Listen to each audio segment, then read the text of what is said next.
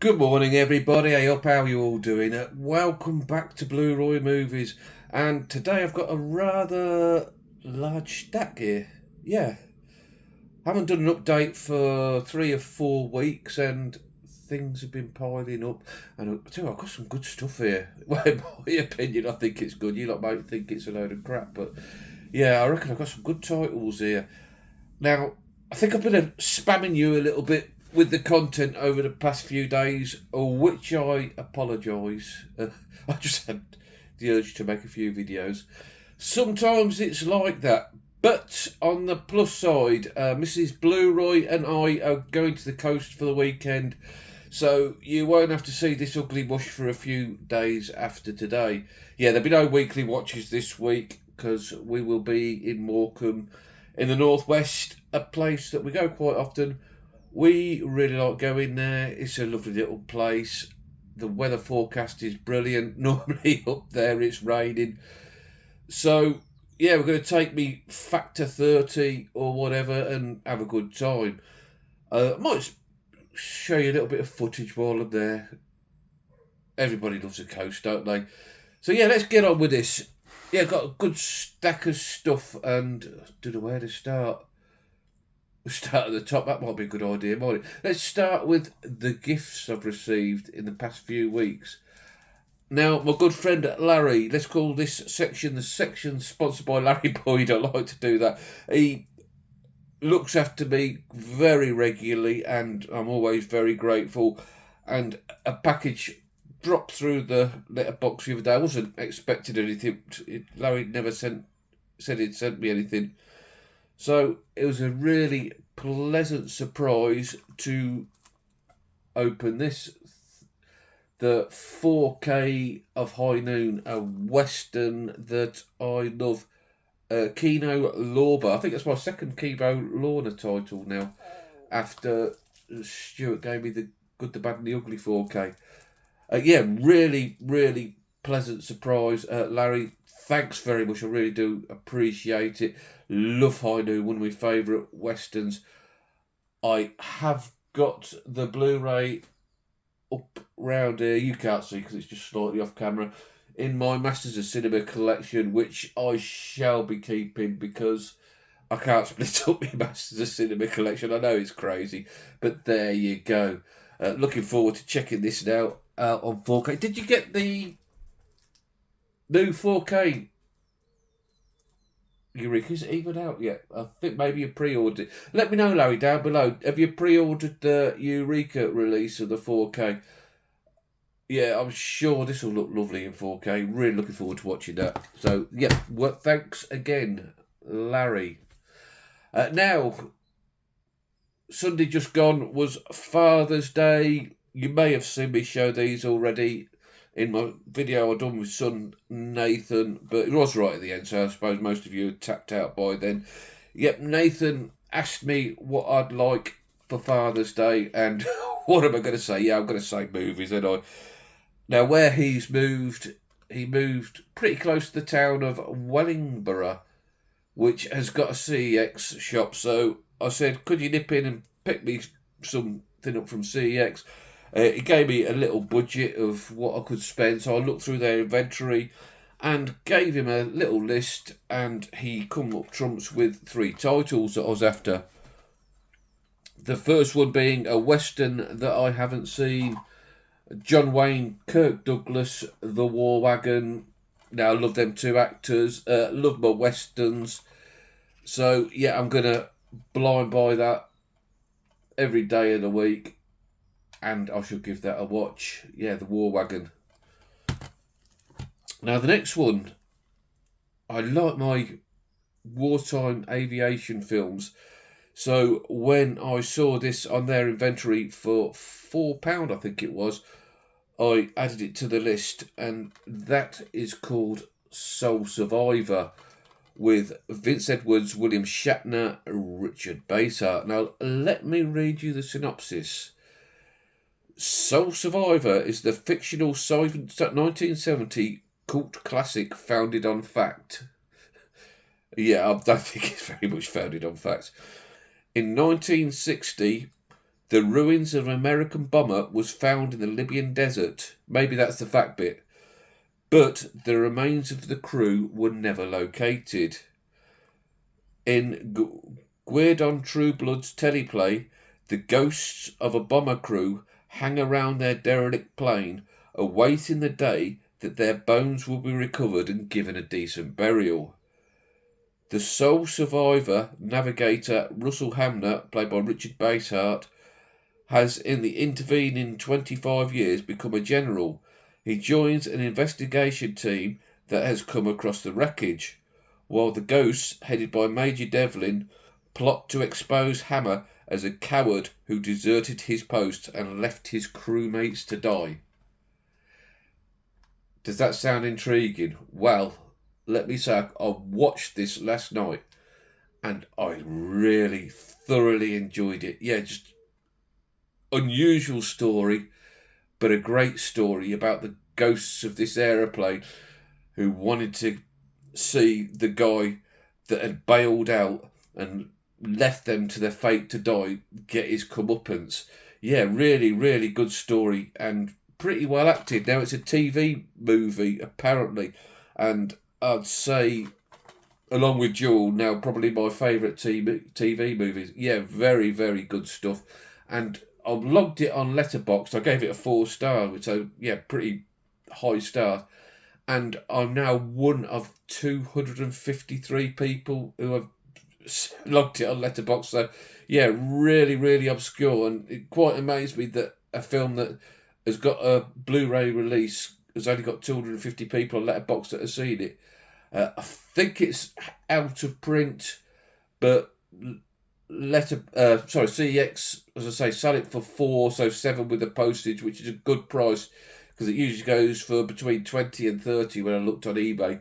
Yeah, really enjoyed that. Real pleasant surprise, and will now fit nicely into my collection. Soul Survivor. And lastly, from Nathan for Father's Day, a 4K of a film I think I've seen years ago, but don't remember anything about it. But just a title I don't see very often on any format. So to see it on 4K, Tommy Lee Jones, Ashley Judd in Double Jeopardy, which, if I remember right, is sort of a crime film. But like I say, an unusual one to pick up. So I've got Nathan to grab that for me. So yes, Father's Day gifts. Thank you very much, Nathan. I love you, son. And yeah, really enjoyed it when you came round Sunday and we spent some time together, went for a lovely meal, and looking forward to when we get to see you again. Thanks very much, son. Right, now on to everything I've picked up myself. There's a bit of CX, some eBay, I think, and a bit of Amazon. It's all mixed up, so as it comes. The first one, CEX, I did take a hell of a lot of stuff to trade in when I was moving into this room, like stuff I thought I'd never watch again, stuff I'd upgraded Blu-ray to 4K, and I still had the Blu-ray hanging about, and I got a lovely voucher, which I've still got £100 or so left. So when I take that away at the weekend, there's a CX in Lancaster. I'll probably fill my boots. But the first one is from CEX. They'd actually had a guy in there. The manager was telling me traded in 200 films the day before I went in, and there's bloody good stuff. Like, I'm tempted to hold on to my voucher actually for when I come back and just grab some more of it. And the first one I picked that this guy had picked up, had traded in, beg your pardon, was Comes a Horseman, with James Caan, Jane Fonda, Jason Robards. So great cast, directed by Alan Pakula. Great director, that guy. And not one I don't know much about, but just going by the cast and the premise, I thought I'd grab it. Let me just read it quickly to you. Set in the American West during the 1940s, Comes a Horseman centres on a pair of little guy ranchers, Fonda and Caan, who join forces against the depredations, God, that's a good word, depredations of a ruthless land baron, Jason Robards, determined to expand his empire at any cost. Alan J. Pakula, All President's Men, Sophie's Choice, Singular Western. So the only Western he'd done is shot by the incomparable Gordon Willis with music by the great Michael Small and features an indelible performance from longtime stuntman Richard Farnsworth, who garnered himself a Best Supporting Actor Oscar. Oh, that's interesting. Well, yeah, definitely one I'm looking forward to. If anybody knows this or knows of it, let me know down below what you think. And another one for the BFI collection. Next, also from CX, Vintage Classics. So another one from a Vintage Classics collection, and the first 4K that I've got from Vintage Classics, and that's Sam Peckinpah's Cross of Iron, which is a film I have seen, and I haven't even got a DVD copy. So to go straight in off the bat with a 4K copy is pretty good, and a great cast. James Coburn, Maximilian Schell, James May, I love James May, just love his voice. David Warner, Santa Berger. Yeah, I remember really enjoying it, but it's years and years since. So it's going to be a first time, well, like a first time watch. And I know one of Larry's favourites, so that's a glowing endorsement. All right, next one from Amazon. The Naked Spur, which I think there's 5 or 6 westerns that Anthony Mann directed with James Stewart, and I think this is the only one I haven't seen. So yeah, when I saw this in the archive collection for a very reasonable price on Amazon, I jumped on it. James Mason, Janet Lee, Robert Ryan, Ralph Meeker. I'm sure I'm going to enjoy that. I love all Mann's Jimmy Stewart westerns. Yeah, that was a must buy. Next up, and another one for the BFI collection, The Appointment. Now, a couple of the loons have picked this up recently. I'm pretty sure Stewart picked it up, and I'm pretty sure Jodie picked it up as well. And they've spoke very glowingly of this film. I think it's a supernatural elements with Edward Woodward, and BFI have had a sale, so it was cheap as chips. So I grabbed myself a copy. Yeah, that's another one I've got to get onto quickly because folk have been talking very highly about it. Yeah, The Appointment. I tell you, there's some good stuff in here. Might be singly one of the best hauls I've ever had. Next up, one I saw in a charity shop, and I didn't think I had it in my collection on Blu-ray, and when I got home and checked, yep, I didn't. And one I should have got a long time in the collection. The original Magnificent Seven with Yul Brynner, Eli Wallach, Steve McQueen, the rest of the gang. Classic Western. Just, we've all seen it, not much needs saying it.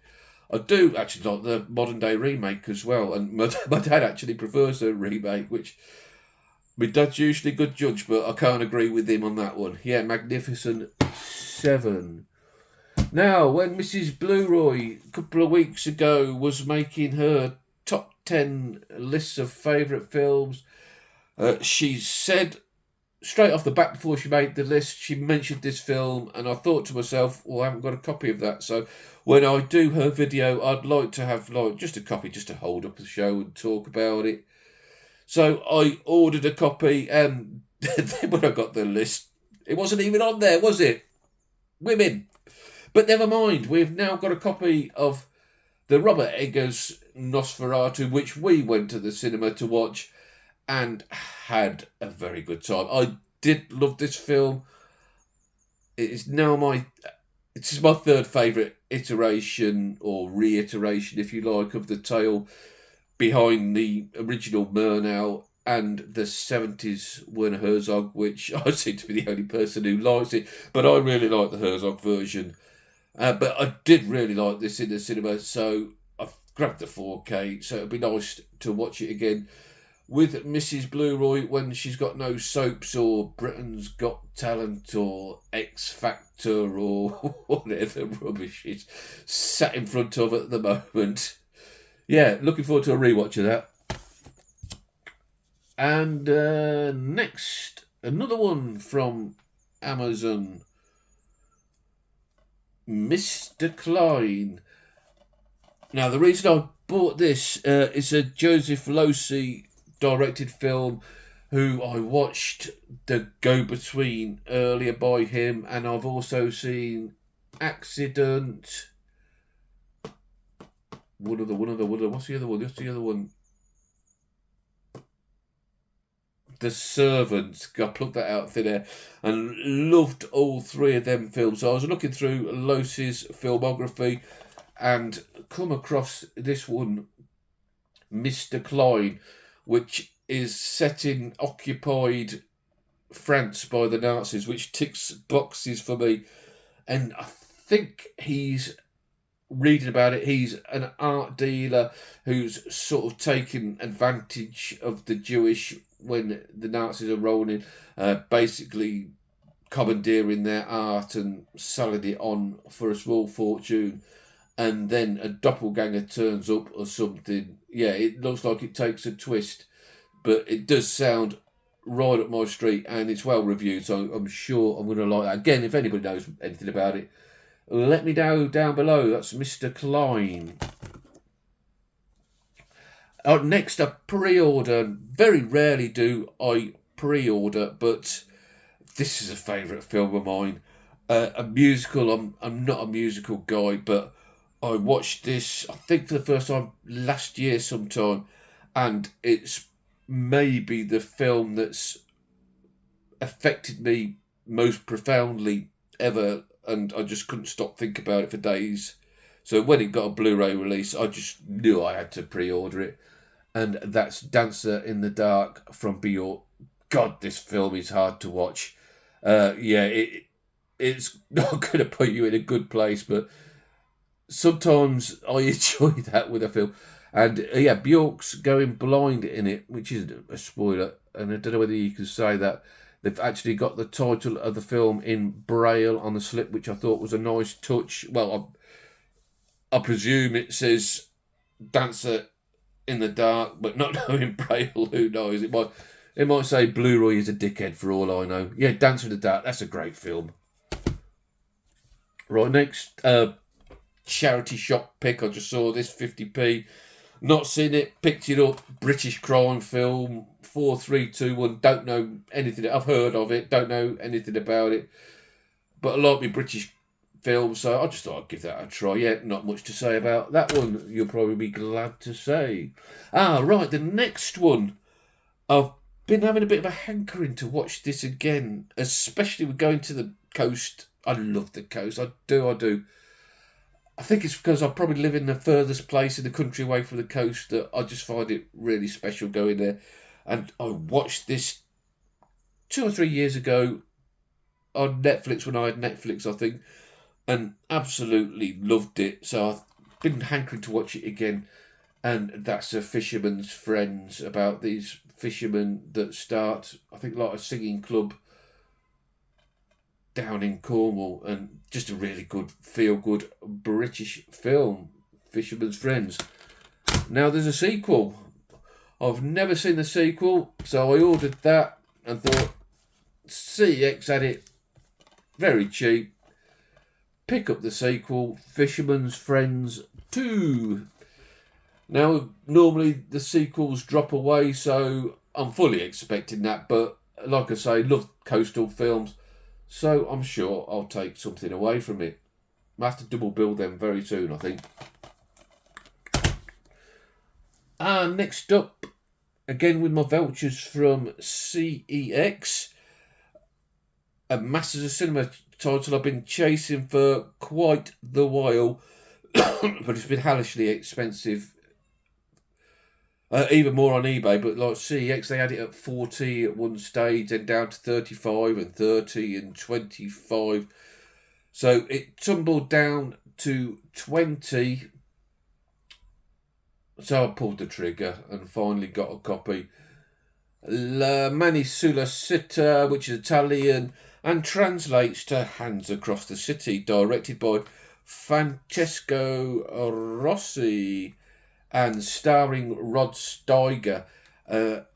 Now, it's very highly regarded. I think it's political thriller type cross disaster film, all about a tower block that collapses and then the ramifications of that event and politically who's accountable for it.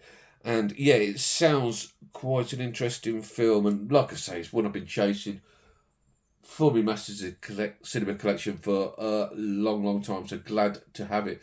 Annoyingly, it come in a blue case, and I'm not OCD, my mate's OCD, and you know the difference from people who just throw away saying they're OCD and they're not, because my mate's OCD and he does some bloody weird things. But the thought of having like one blue case amongst my sea of clear Eureka Master Cinemas case did trigger me, so I had to swap it out with an Arrow release, which I weren't happy about, but yeah, I've got a few Arrows in blue cases, so another one weren't going to do much harm. Yeah, La Manisula Sita. Next up, Amazon had this cheap as chips, a film I haven't seen for years, Frank Darabont's The Mist, which is another hard-hitting film to go along with Dancer in the Dark. And this may be a crime to a lot of movie watchers, and it is to me, really. The only time I've seen this film, I watched it on my phone. Yeah, I know that's bad. I used to work night shifts loading lorries, and we used to get a bit of downtime at night. So one night I just stuck a film on my phone, and I remember watching this all the way through when I was at work. So it will be nice to watch it on a big screen. Yeah, that's The Mist. Frank Darabont's such a good director.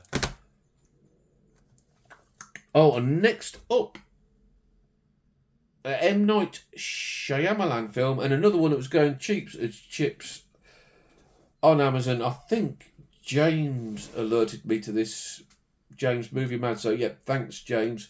I do like Shyamalan's film, and I think a couple of the loons picked it up in Birmingham. I'm pretty sure Stuart did, and they've said it's indelibly watchable.